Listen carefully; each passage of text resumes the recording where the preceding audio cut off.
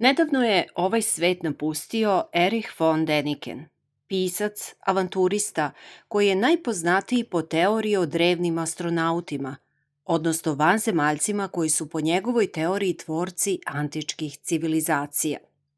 Njegov doprinos mistifikaciji istorije i čitavim pokretima koji su nastali iz te njegove ideje je ogroman i može se meriti uticajem Hollywooda na priču o savremenim vanzemaljcima. On je stvorio novi duh vremena, ili možda bolje rečeno, pustio je duha iz lampe koji se proširio preko cele istorije čovečanstva i dopreo do samog početka nastanka civilizacija. Taj duh je obuzeo i mnoge savremene istraživače koji su na toj osnovi stvarali nove priče o vanzemaljskom poreklu ljudske civilizacije. Tim povodom prikazat ćemo vam odlomke intervjua sa Erihom Denikenom koji je snimljen 2018. godine putem Skajpa. Na poziv novinara Dragana Vujičića, a pitanja su pripremili i postavljali Velimir Abramović i Goran Potkonjak. Velimir je postavio pitanje u vezi Tesle, bosanskih piramida i vanzemaljaca. Goran je iskoristio ovu priliku da rasvetli jednu misteriju kojom je bio opčinjen još od detinjstva, a koja se tiče tajnog repozitorija u Južnoj Americi, čija je lokacija nepoznata, a koja sadrži svedočanstvo atlantske civilizacije.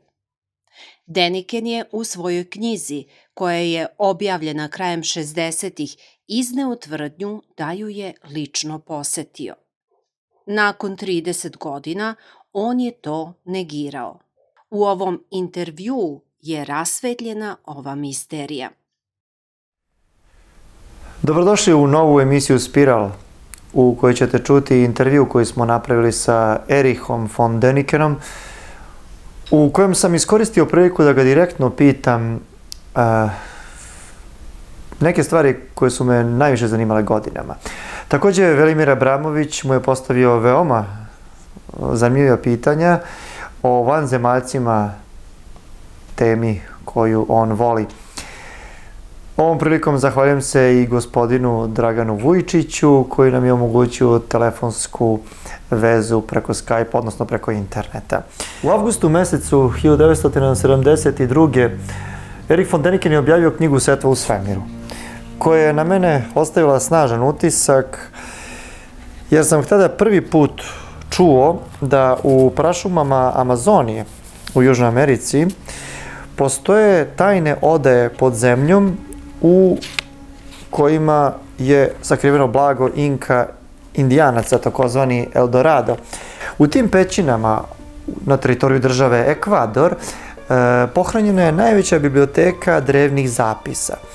Na tankim metalnim folijama od zlata i bakra, čak i nekakvim kristalima sa zapisima, koji su sadržavale najverovatnije tajna znanja i istoriju iz vremena Atlantide, ali sigurno pre potopa, istoriju pre potopa.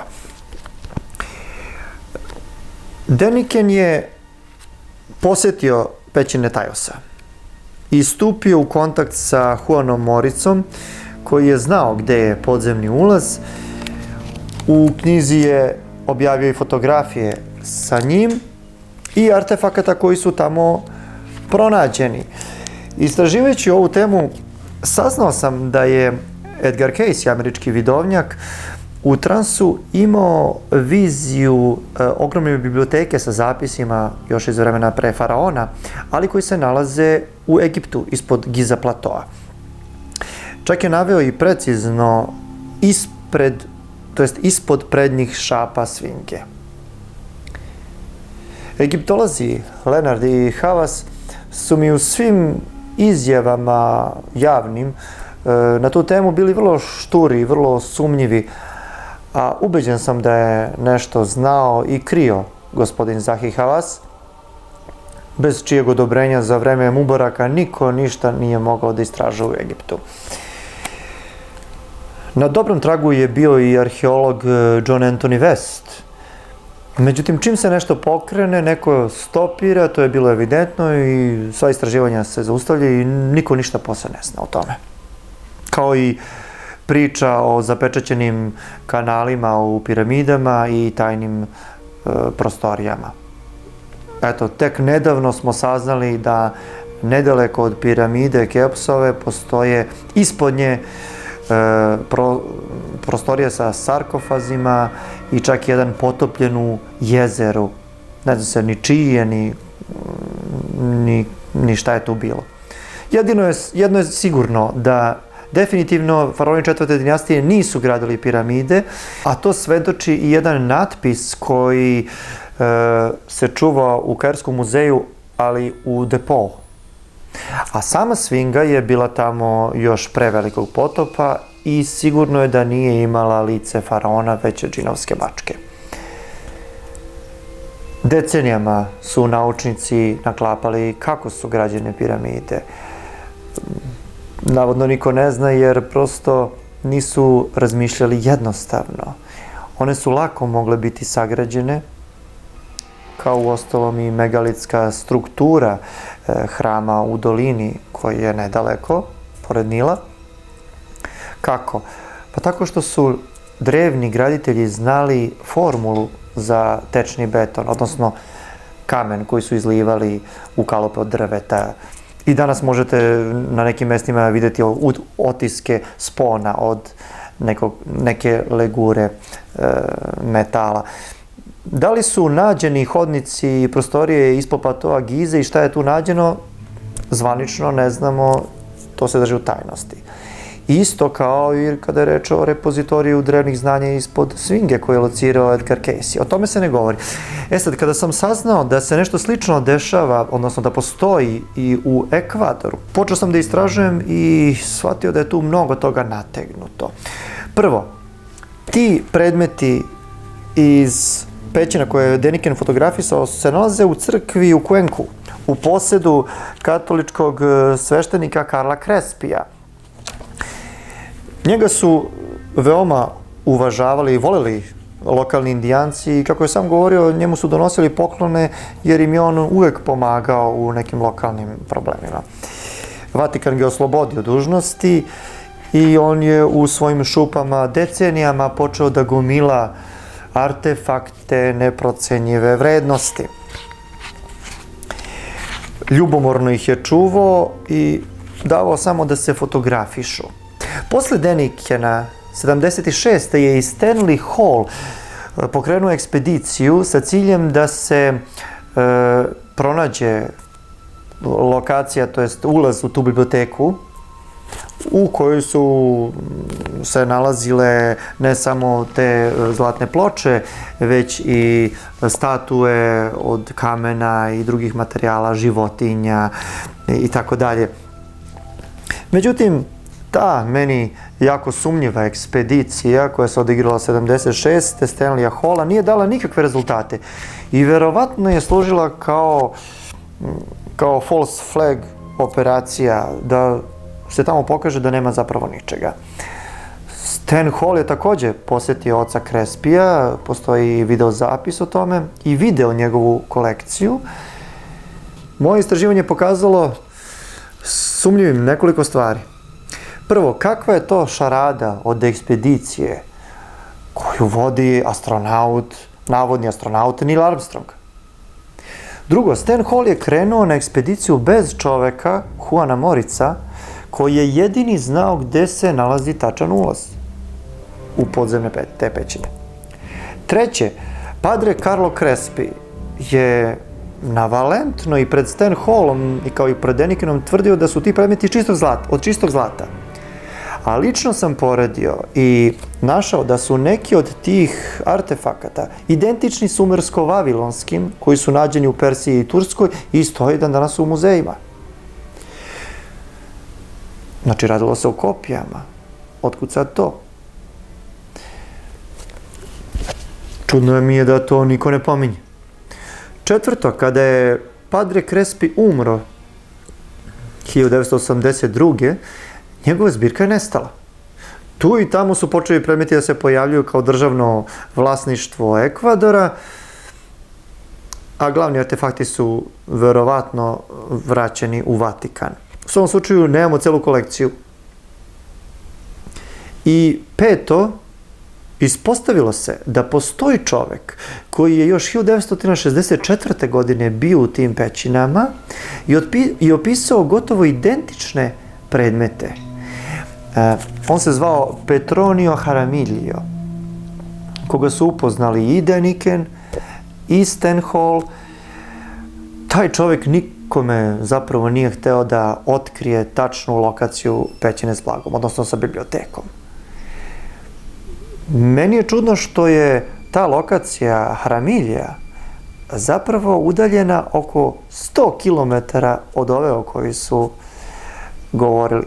I ne samo to, u pećinu se ulazilo kroz reku ispod vode, kao u avanturističkim romanima. Kako sad to? Pritom, Petronio Jaramillo, kažu, gine 1998. ispred maltene pred svojom kućom, tako što ga upucaju neki banditi. Čudno. Ipak, Deniken u svojoj knjizi, koja je 2009. godine izdata, u originalnom naslovu ona se zove The History is Wrong, odnosno istorija je lažna, on navodi tačno, preciznu lokaciju tog ulaza, geografsku lokaciju, što je vrlo neobično. I mi sad treba da poverujemo da je to zaista kraj. Sad kad se zapravo tačno zna gde se ulazi u repozitorij. Godinama nakon ove priče iz 72. Deniken je priznao da je izmislio zapravo veći deo tog svog svedočenja, te svoje priče, da bi priča bila senzacionalnija. Naravno, treba imati u vidu da on nije naučnik i da je on, kada je pisao prvu, drugu knjigu, pošto on imao bio vlasnik hotela, možda i dalje, ne znam, valjda u Švajcarskoj gde živi, upao u neke finansijske probleme, nije mogao da vrati neke novac i on je zapravo odležao u zatvoru godinu dana. Tu su nastale knjige Povratak zvezdama i Sećanje budućnosti, mislim. Ne, Sećanje budućnosti, prva Povratak zvezdama. Dakle, izmislio je svoje svedočenje da bi sve to zvučalo u knjizi senzacionalnije, što inače pisci to rade kada tretiraju ovakve teme. I rekao je da on zapravo nije bio u tim pećinama, nego samo u nekoj sporednoj koja je navodno povezana kanalima od 100 kilometara sa onim pećinama u kojima se nalazi ono pravo blago. Takođe je i izmislio da je svojim očima video te predmete koje je opisao u knjizi Setva u svemiru. Lično mu to ne zameram jer je on pisac, a ne naučnik, iako iznosi nekada naučne dokaze, ali ima pravo da obogati fantazijom svoje knjige, naravno. Ono što mene zanima je zašto od tada nema novih ekspedicija koje bi tamo otišle, ako se sada zna tačna geografska lokacija. Nije valjda prepreka za tako značajan poduhvat od istorijskog, civilizacijskog značaja bilo jedno neprijateljski raspoloženo indijansko pleme Šuar koje nikome ne dozvoljava, koje čuva taj ulaz i nikome ne dozvoljava istraživanje. Jedna vojna jedinica bi obezbedila nesmetani rad. Kako god, iako prilično sumnjam u postojanje svega toga, voleo bih da je ta biblioteka stvarna, jer su Indijanci još Manco Capaka, dakle Inka, zaista preneli puno blaga u pećine, kada je u 16. veku konkvistador Francisco Pizarro okupirao Inke, opljačkao i na prevaru ubio kralja Atahualpu. Postoje božanska bića koja su zabeležila takozvanu Adamovu knjigu, Orfejeve tablice ili zapise Teuta u Egiptu, zvanog Tot, odnosno Hermesa, Trismegistosa, koji je najverovatnije bio starozavetni Enoh, za koga se smatra da je zapravo bio graditelj, prepotopski graditelj piramida u Egiptu.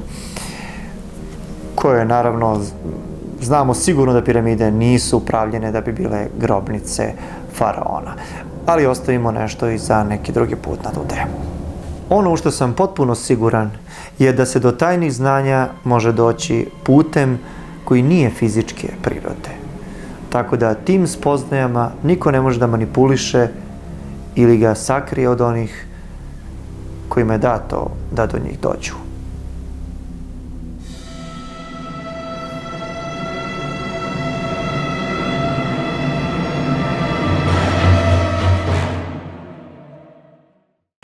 Mr. Deniken, we are here to make interview with you for my daily news Večernje novosti from Belgrade. Okay. And there is with me my friend Professor Abramović and one other professor.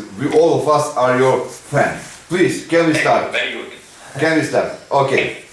We heard that you visited Bosnian pyramid in last years, and what's your impression on Bosnian pyramid origin? Because some say that it's an old civilization who built it, but the others say that they are actually of alien origin. What is your opinion? I have been there and I was very impressed. Mr. Osmanovic was guiding me and my secretary to the pyramid. Yes. Now my personal opinion is that the mountain is a natural mountain. Yes. But somewhere somebody has worked on the natural mountain and has changed different parts of the mountain to look it artificially. And of course there are all these tunnels inside the mountain, which is a very, very interesting topic.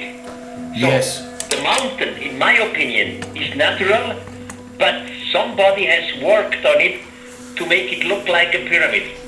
I But see. the tunnels are of course artificial. Yes, those tunnels are of healing power. I mean, some people say it's very ionized air there, and so it helps to the nerve problems and so on. So people are very praising the tunnels. But actually, you think that that is a natural heal. And what do you think? Who did it? Who did the work on tunnels? I have no idea. Yeah. Absolutely no idea. This is the local archaeology who has to find out the dating. You find some bones and bodies, now you have to make C14 analysis to find out how old it is. I really don't know. Yes, because we have in Serbia another pyramid which is very likely pyramid. It's Ertanj. Maybe you heard for it. So those proportions of Ertanj are in golden section and it looks really like a pyramid. And Mr. Clark, you know, Odyssey 2001, he once stated that he thinks that because of those measures of the mountain and the look which is completely pyramidal, he thinks that it is an artificial object of somebody. I can say nothing because I don't know this pyramid and I don't know pictures. I should see the pictures or should come personally there to have a look. But Arthur C. Clarke is dead. No, he wasn't there, but he only saw the pictures. What do you can say about today's connections of our civilization with aliens? Is there any connection which is functioning to your knowledge? Well, I am absolutely sure, there is no doubt, that this planet Earth was visited by beings from outer space some thousands and thousands of years ago. I can prove this. I have published 40 books to this subject and I have a lot of proofs to make it clear. Now these extraterrestrials some thousands of years ago, they beheld themselves as today's ethnologists would do. They studied a few tribes, they learned a few language, they give some advices, commandments, finally they disappear, but with the promise to return in a far future.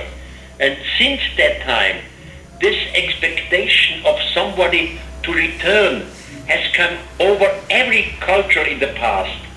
You know, when roughly 400 years ago, Francisco Pizarro, the Spanish conqueror, Yes. he came for the first time to South America. The natives, the Incas, believed that he is the long-awaited God. The same thing in Central America. Hernando Cortes, he came together with the Aztecs, with Moctezuma. The Aztecs believed that Cortes is the long-awaited God. The same thing all over the world. In the South Sea, for example, James Cook, the British explorer, he came for the first time to Hawaii. The local people believed that James Cook is the long-awaited God. So this expectation of somebody to return is very, very old and is not a Christian invention. And still today, every religion is waiting the returning of their God. I am educated as a Christian, as a Catholic, and the Christians believe that one day Jesus will return. But the Muslim society believe that one day the Mahdi will return. Or the Jewish community believe that one day their Messiah will return. So not only in antiquity we had this expectation of returning of the gods, even today in our religion this exists. Now honestly, not every religion can have right. Some of them must be wrong.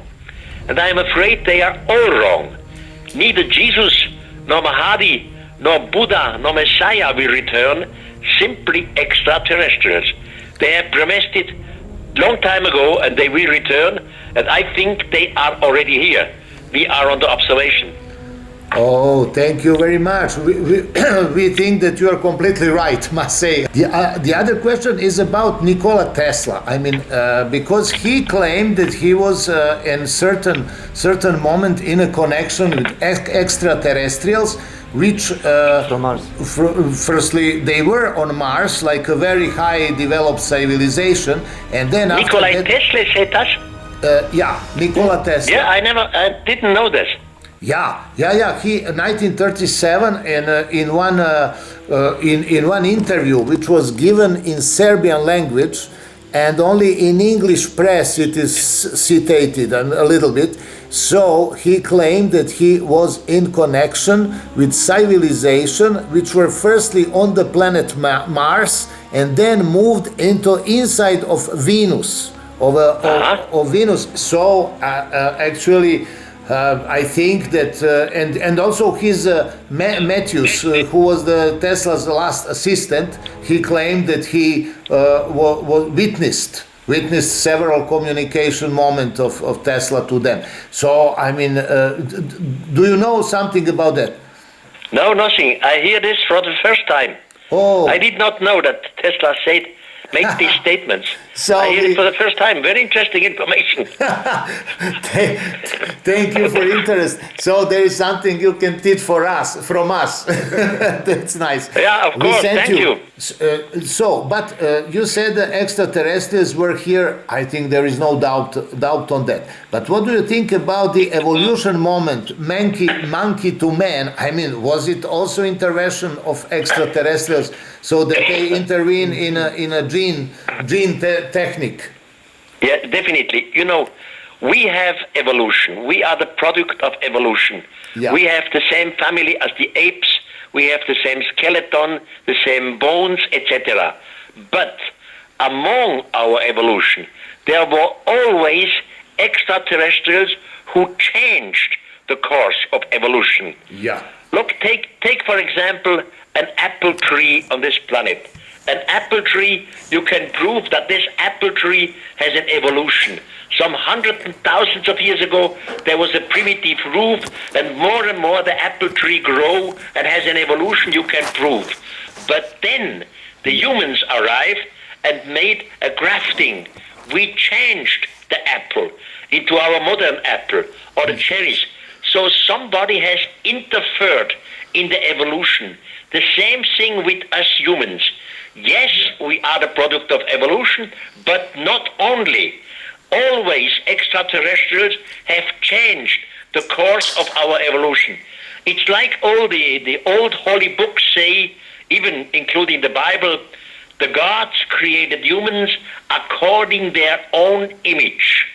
So we are some part humans from this planet, but some part our genes are extraterrestrials. We are not only humans. Do you have an impression that maybe some extraterrestrials are supervising the development of our civilization on the earth these days? Yes, definitely. Yes. We are under observation. Somebody is observing us, and they have fantastic technology, but they do not disturb us. You know, with their technology, they could show up every day, for example, in a football stadium. Every TV cameras would see them, but they know us very well. They know our reaction. They know that we would be under shock. They know that every religion, including the Pope in Rome, would say, these extraterrestrials, this is the Satan. We should not work with them. So they know how we react. That's why they use at least one generation for preparation. We have to change the spirit of time. And that's what I'm doing with my movies and my books. I change the spirit of time. Slowly, slowly, so that the new generation knows exactly, yes, we are not alone in the universe. The universe is full of life, and we are product of evolution, but not only. Extraterrestrials always has interfered in humans' evolution. Yeah, do you think that... You see, on this planet Earth, generally, very simple, we have two groups of human. One group is religious. It doesn't matter what sort of religion. The other group is scientific. Now, the religious group, they believe that God made everything. But finally, as crown of creation, God made us humans. The scientific group believes everything is evolution, mutation, selection, but we are the top of evolution. So in both cases, if you look at it religiously, we are the crown of creation, or scientifically, we are the top of evolution. In both cases, we humans think we are the greatest. We don't want extraterrestrials. If we accept extraterrestrials, we are not the greatest anymore. So we have a psychological problem. That's why we use a preparation. We need a preparation, at least one generation, that the young generation learn we are not alone.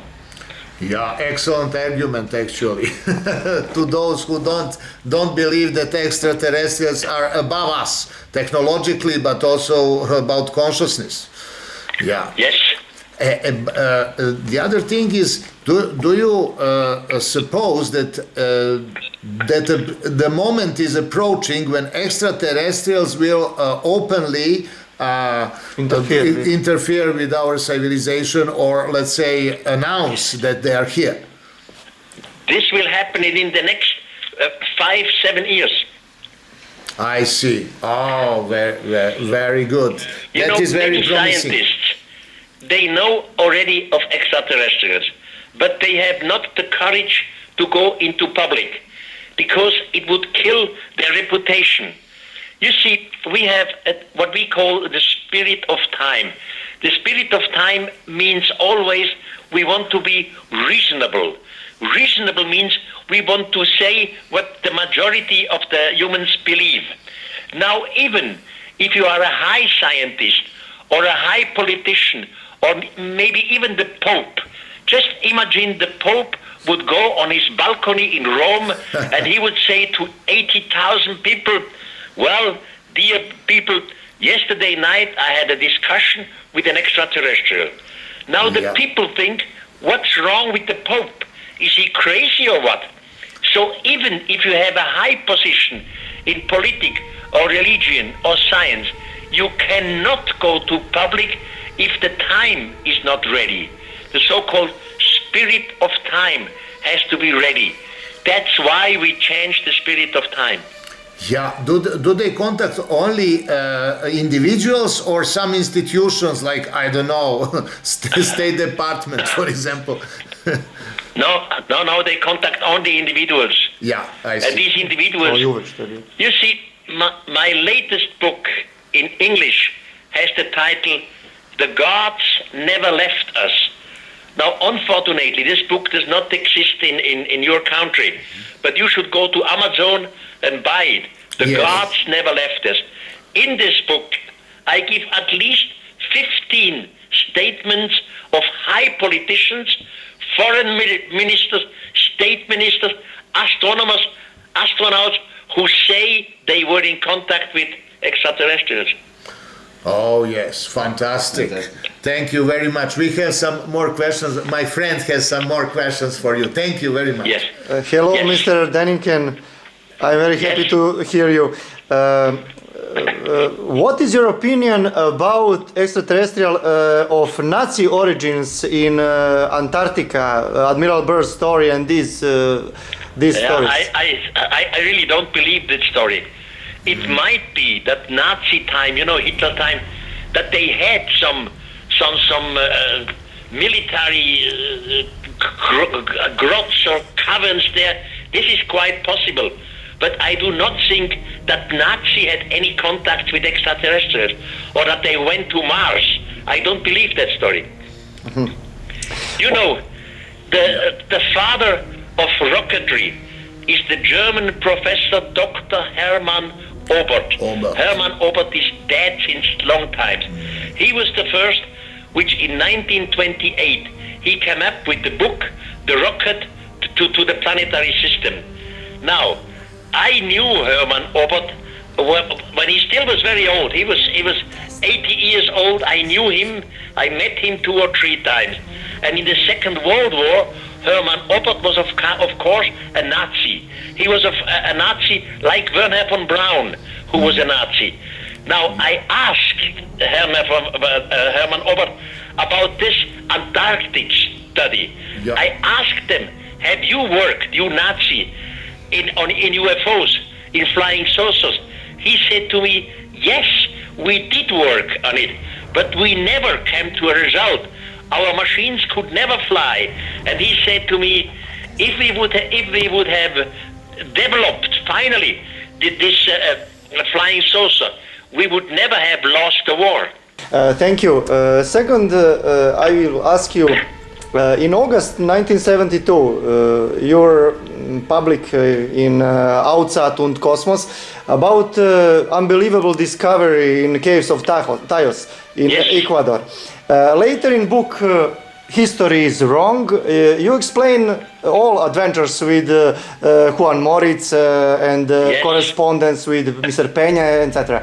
Yes. I wanna ask you a question about this issue. First, you told us, I mean to the public, in book Outsat und Kosmos, that you were in exact location in caves, in ancient library with 1,000 metal plates and animal statue. Later, Yes. you explain that whole story about second subterranean entrance, but there is no evidence that Juan Moritz knows exact location of a main entrance. By the way, I should say, material in Cuenca, in Padre Crespi collection, is not evidence, because these artifacts is genuine Babylonian.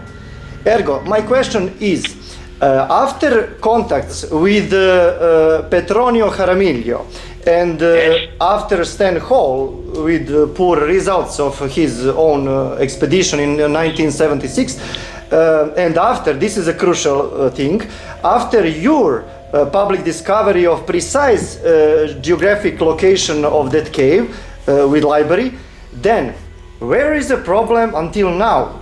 Nobody knows where is the entrance of mysterious library. And by the way... Yes, no. In my book, falsch programmiert, the history is wrong. Yes. There, I don't know what page, I give the exact geographical location. Yes, but... It's in my book. Just read carefully the exact location which Stanley Hall gave to me. The exact location. I have asked Stanley Hall also, why is nobody going there? Yes. And he said, this is still the living place of an Indian tribe, and this Indian tribe don't want the civilization. if the Ecuadorian army would come there, they would shoot them. They would be war, poison. So the exact location is known geographically. Yes, I know. But nobody goes there. And I myself, I was never in the main entrance. I was only in one of these side entrances, and I was not allowed to give the geographical location of the side entrance, because Juan Morris said, if you do this, if you publish this, then all the adventurers go there. So I could not say the truth. I had to lie in this belonging. Maybe Jaramillo and Juan Morris speaking about two different caves, but with the same or similar artifacts. This is possible. Maybe, probably there are different entrances there. But there is no evidence to this. What's the name? Yeah. He was there, in there. He said to me, yes, I was in there. We were diving in the river. We came out inside, and all these objects, they do exist. And it's where a very are these complicated objects? matter, I know. Where are what these we would objects need now? Is maybe 1 million Swiss francs, and to organize an expedition from Ecuador with helicopters.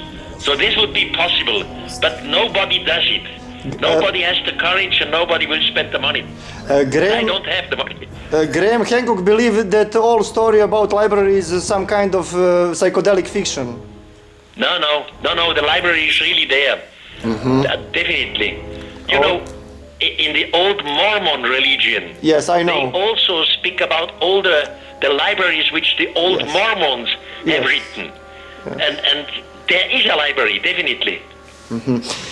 Well, when we speak of conspiracy theory, now what is your view about secret hole under the Great Pyramid in Egypt? I remind recently discovering sarcophags in lake under the Giza pyramids.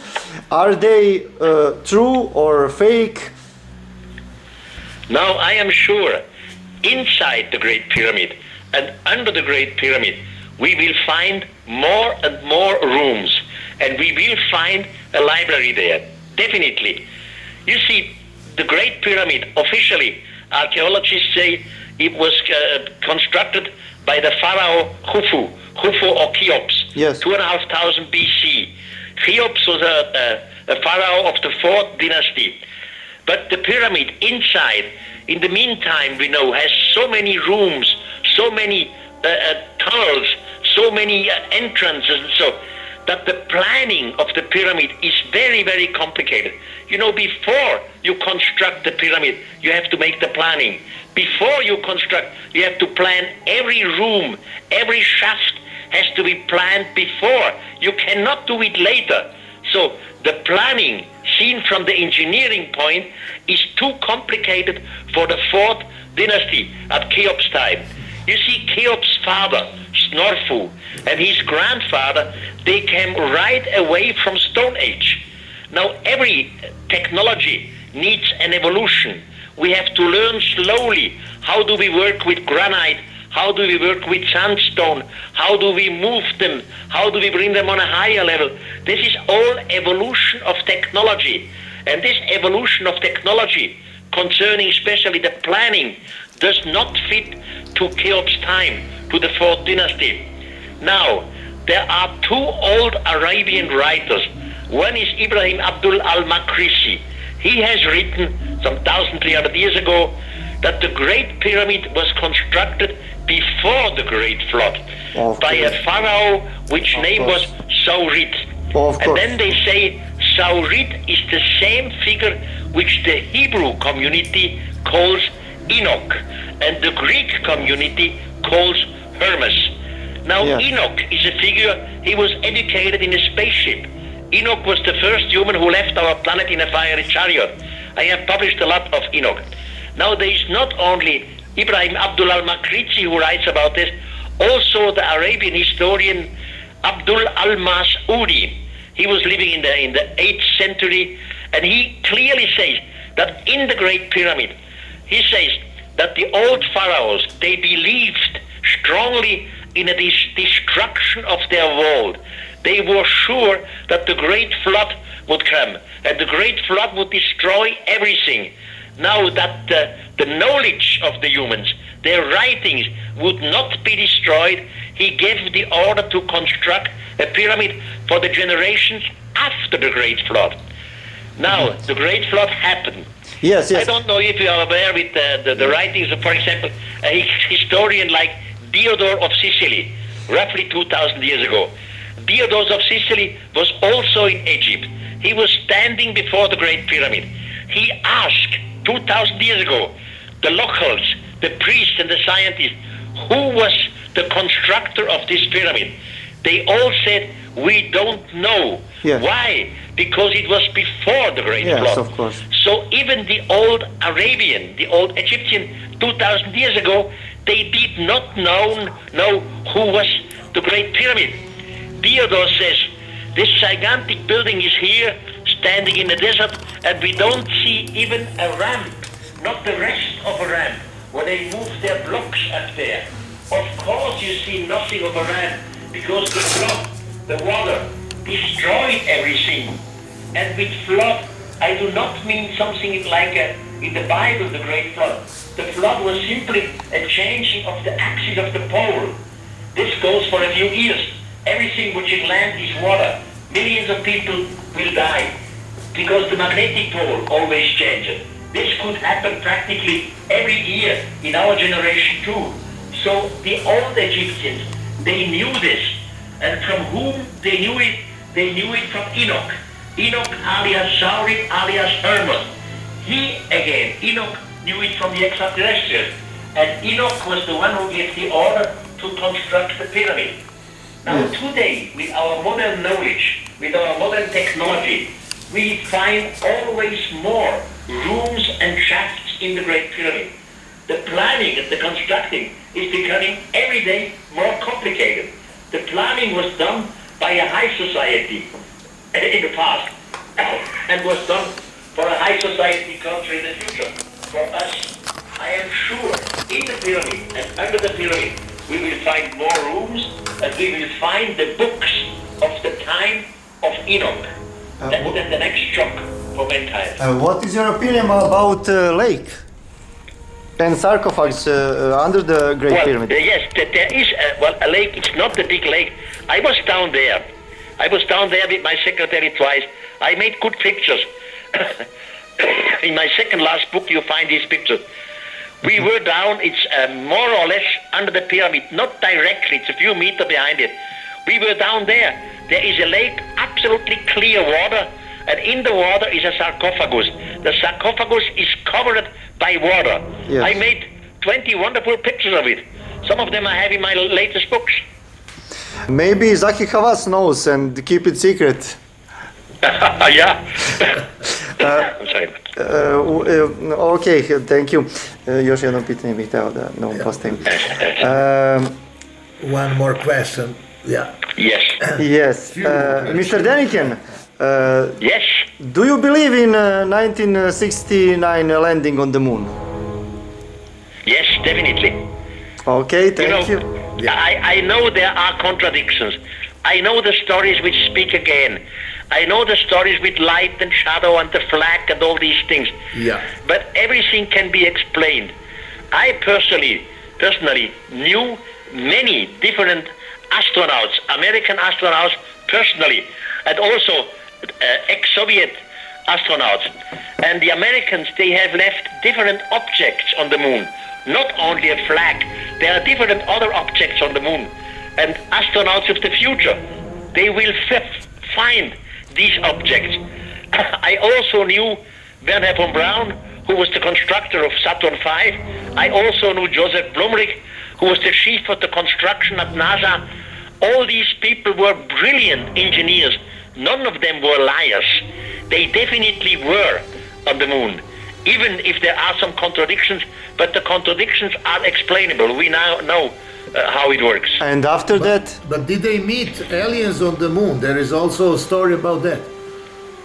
When I hear the story, but I have nothing to say because I have no proofs. I don't know what is proven or not. I know, for example, the American astronaut Ed Mitchell. He was the sixth man on the moon. Yeah. I knew him very, very well. We had many discussions with 4 eyes. And he told me I was officially instructed that we would see some objects out there which are not human. And we were not allowed, on the radio, to use words like UFO, extraterrestrials, etc. We always have to use code words. What? I asked him, have you seen a UFO on the moon or on your trip? He said, no. I have never seen a UFO. I have never seen an extraterrestrial.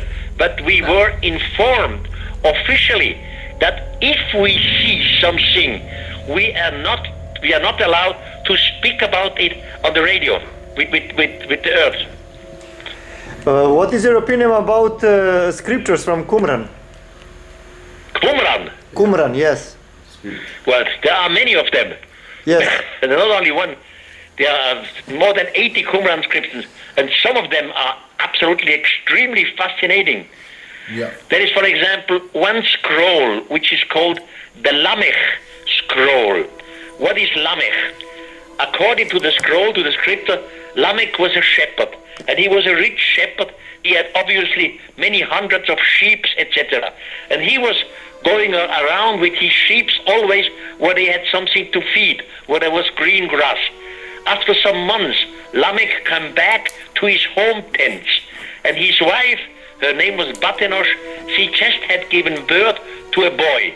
And Lamech said to his wife, Batenosh, this child is impossible my child, because I was away too many months. With the 9 months, it is not functioning. But Batenosh, the wife, said, I swear you, dear father Lamech, nobody touched me sexually. She said, I had no contact with another shepherd, no contact with the surveillant, no contact with soldiers, nobody touched me sexually. But there is this boy, this newborn boy. So Lamech, he loves his wife, he goes to his father to ask for advice.